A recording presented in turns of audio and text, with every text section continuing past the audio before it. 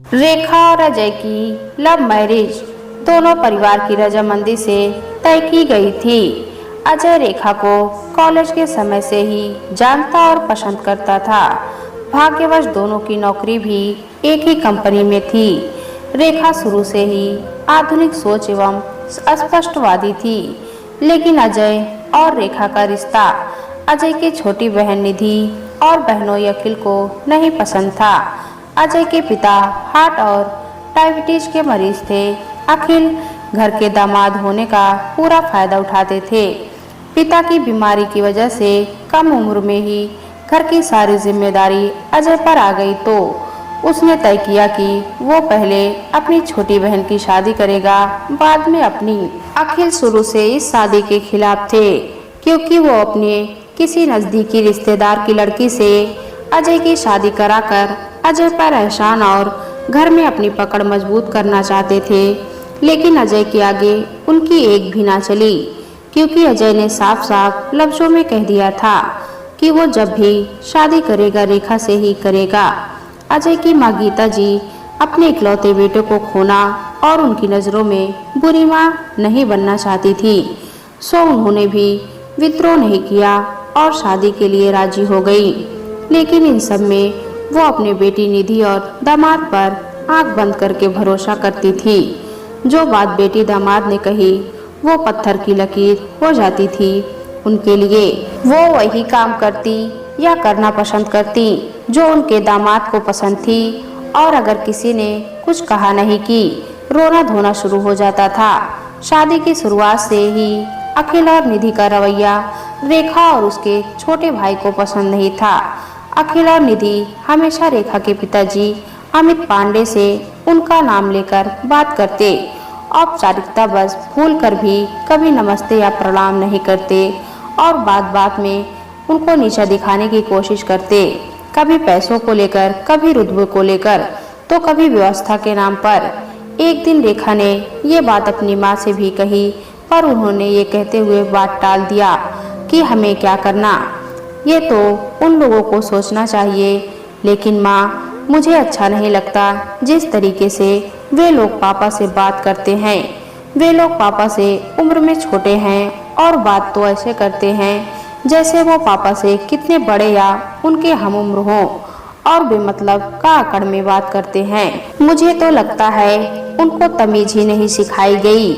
मैं सोच रही हूँ अजय से इस बारे में बात करूँ, रेखा ने कहा। कान खोलकर मेरी बात सुनना, किसको तमीज है किसको नहीं, ये तुझे सोचने की जरूरत नहीं। वैसे भी लड़की वालों को थोड़ा बहुत तो सुनना पड़ता है। वैसे अजय तुम्हारी पसंद है तो शादी तय होने से पहले ही अखिल और निधि को तुम परख ली होती। एक बात मेरी याद रखना, परिवार के खिलाफ जाकर तुम्हारी पसंद के लिए तुम्हारे पापा ने हामी भरी है, तो अब कुछ भी ऐसा मत करना जिसकी वजह से हम सबके सामने शर्मिंदा होना पड़े।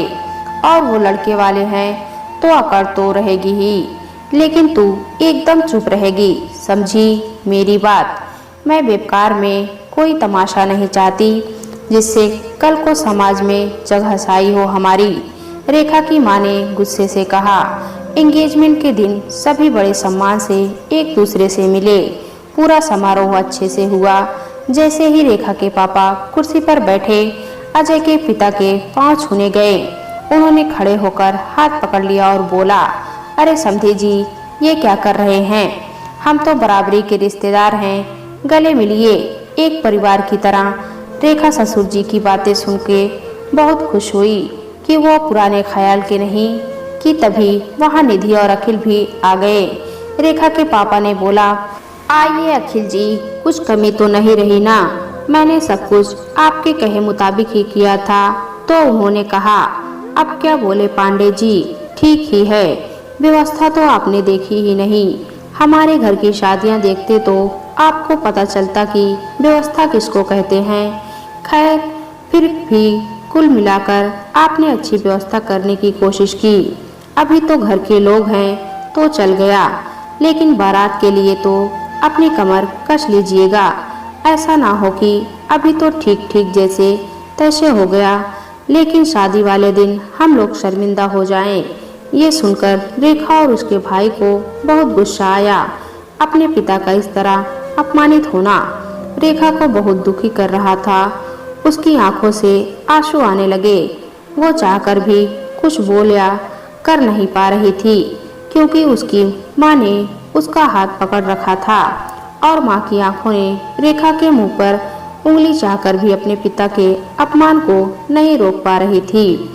अपने पिता के साथ हुए इस व्यवहार को वो बर्दाश्त नहीं कर पा रही थी। घर आने पे रेखा की माँ ने रेखा और उसके भाई को कस के डांटा।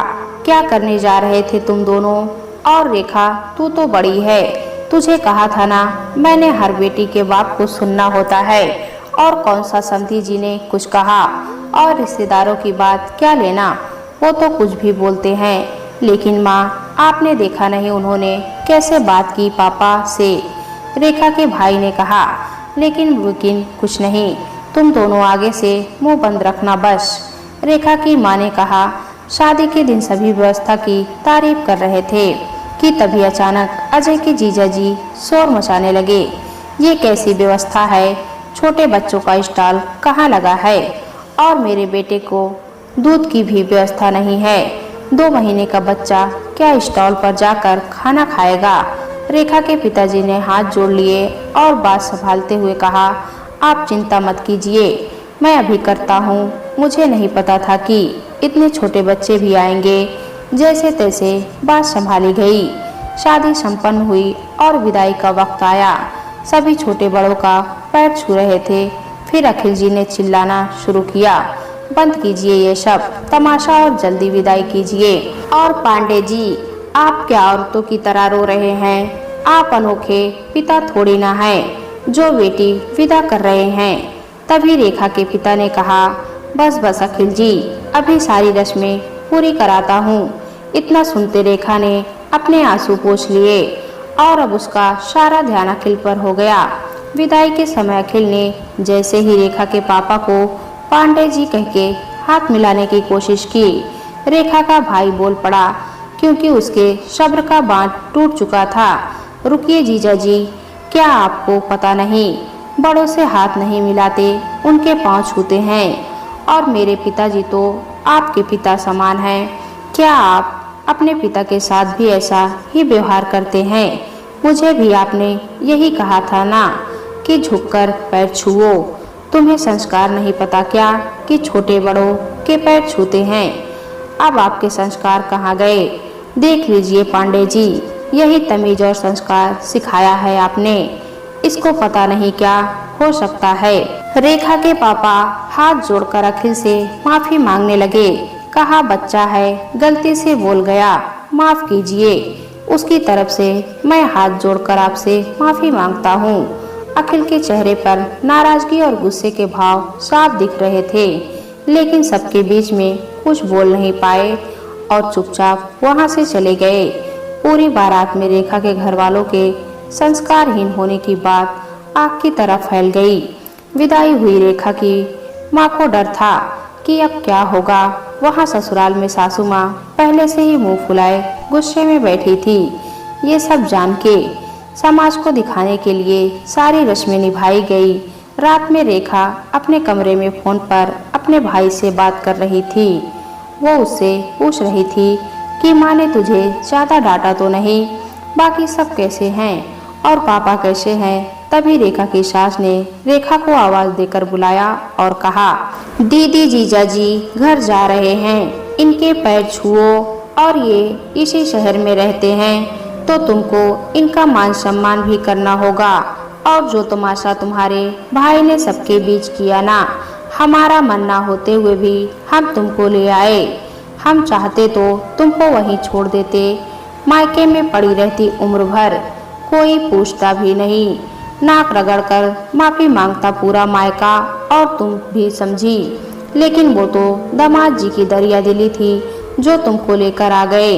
तुम्हारी माँ ने तो तुम्हें तमीज और संस्कार नहीं सिखाया, इसलिए मैं सिखा रही हूँ। मेरी बेटी दामाद का अपमान मैं कभी बर्दाश्त नहीं करूँगी। और अब तुम्हारे मायके वालों से हमारा कोई रिश्ता नहीं। वो अब हमारे दरवाजे पर कदम भी न रखने पाए समझी। तभी अखिल ने बीच में व्यंग में मुस्कुराते हुए बोला, क्या मम्मी जी आप भी? अभी नई नई है, धीरे धीरे सब सीख जाएगी। रेखा समझ चुकी थी कि उसका चुप रहना इस घर में सही नहीं होगा। उसने बोला, माँ जी पहली बात कि मेरे भाई ने जो किया बिल्कुल सही किया, क्योंकि संस्कार तो सबके एक समान ही होने चाहिए। और मेरी माँ को आपके घर के बारे में नहीं पता, पहले तो ही अपने घर के संस्कारों की लिस्ट बता देती। जैसे घर के सामानों की लिस्ट दिए, आप लोगों ने बहू के संस्कारों के भी दे देती कि ये बातें सीखना। और आप भी थोड़ा संस्कार निधि और अखिल को भी दे देती कि बड़ों से कैसे बात करते हैं। दूसरी बात कि कोई भी अपने से छोटे के पैर नहीं छूता, और ये दोनों लोग मुझसे छोटे हैं, मैं इनके पैर कभी नहीं छूऊंगी। रही बात सम्मान की, तो मैं उतना ही सम्मान और प्यार दूंगी जितना मुझे आप लोगों से मिलेगा। और आखिरी बात, चाहे वो इस घर की बेटी दामाद हो या कोई अन्य सदस्य, मैं भी किसी के द्वारा अपने माता पिता और मायके वालों का अपमान बर्दाश्त नहीं करूंगी। और अजय को मैंने पहली मुलाकात में ही ये बता दिया था कि मैं गलत ना करूंगी और ना ही बर्दाश्त करूंगी। रही बात मुझे मायके भेजने की तो या छोड़ने की, तो उसके ख्वाब आप सब ना देखें तो ही बेहतर होगा। वैसे भी मैं किसी कानूनी पचड़े में नहीं पड़ना चाहती। बाकी आप सबकी मर्जी, जैसा ठीक समझे। चलती हूँ कहकर रेखा अपने फोन पर बात करती हुई कमरे में चली गई। रेखा की सास और ननद नंदोई सबके चेहरे का रंग उड़ा हुआ था। उनको समझ नहीं आ रहा था कि किसको क्या बोले, क्योंकि अजय को पहले से ही अपने जीजा का व्यवहार नहीं पसंद था, तो उसने चुप रहना ही बेहतर समझा। और रेखा को आज भी सब संस्कारहीन और तेज बहू कहते हैं। दोस्तों, कहानी अच्छी लगी तो कमेंट में बताएं। चैनल पर नए हैं तो एक लाइक और सब्सक्राइब जरूर करें।